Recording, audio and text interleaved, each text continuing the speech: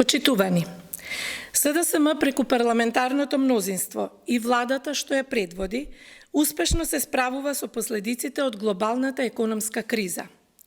Се реализираат пакет од 26 антикризни мерки за помош и поддршка на граѓаните и економијата, а преку одговорни политики ќе се заштедат дополнителни 100 милиони евра кои во иднина би се искористиле за нови антикризни мерки. И додека СДСМ се бори против последиците од кризата, ВМРО, ДПМН и Христијан Мицковски се обидуваат по секоја цена да ја закочат работата на институциите. Помина една недела од најавените нови засилени блокади на ВМРО, ДПМН, но тие не успеаја. Пратениците од ВМРО, ДПМН по налог на Мицковски го одолговлекуваа усвојувањето на дневниот ред, правеа хаос на седницата и на крај ВМРО ДПМН не доби ништо, но затоа нанесе штета врз граѓаните. Над 17.000 тутунари се уште се без субвенции затоа што од страна на ВМРО ДПМН и опозицијата закочена е работата на Комисијата за земјоделство, иако во буџетот има обезбедено средства за исплата на субвенциите. Ваквото однесување на ВМРО ДПМН не е ништо ново.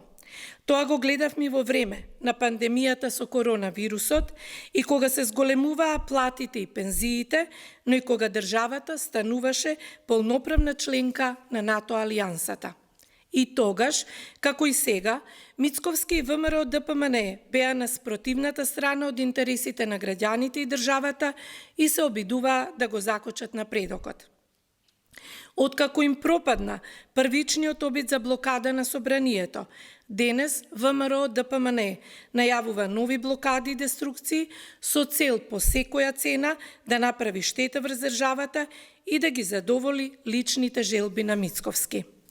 Но во Белиот дворец треба да знаат дека и овие нови деструктивни идеи за блокада ќе бидат поразени.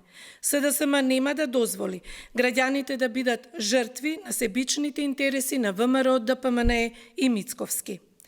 Парламентарното мнозинство, предводено од СДСМ, повторно ќе ги порази новите деструктивни постапки на ВМРО, ДПМН и нема да дозволи нови штети врз граѓаните, економијата и државата.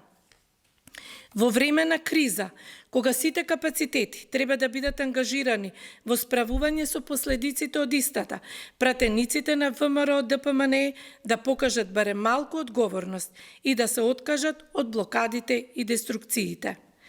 Мицковски да собере храброст да се откаже од подаништвото кон Груевски, криминалецот во бегство, кој повеќе од очигледно е дека целосно ја контролира партијата.